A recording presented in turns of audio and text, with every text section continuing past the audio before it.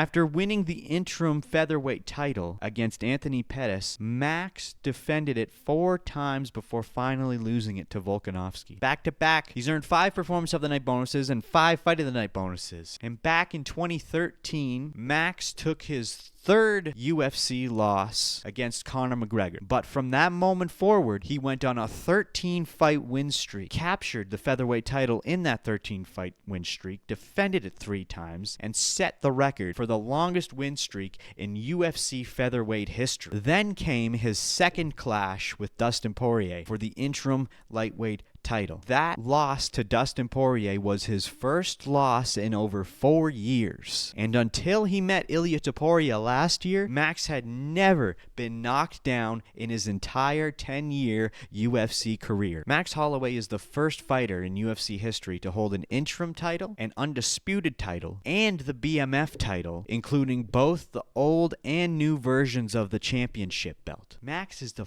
man, dude. But so is Dustin. Now, I know some people might be out there saying this is a trilogy fight, doesn't make sense. Dustin deserves a better final opponent for this last dance. Stop and think about it for a second. At the time this fight was booked, Ilia Topuria was still sitting at featherweight with no confirmed move up to heavyweight. The talk of even him vacating wasn't even a thing at this point. So Islam Makhachev was still the reigning champ at lightweight, and Dustin had already fought him and lost to him last year. So who else really made sense for Poirier's send-off? I'd argue there's no better match than Max Holloway for this moment. Dustin was Max's first fight in the UFC, and now Max will be Dustin's last. After seeing what they've done for the sport, let me ask you this. Is Max Holloway capable of closing Dustin's career with a loss? Or is Dustin just destined to finish his story with a highlight KO and make it 3-0 against Max Holloway? This one's going to be unforgettable. Watch this full episode of the Dynamite Gizmo podcast by clicking the link in bio.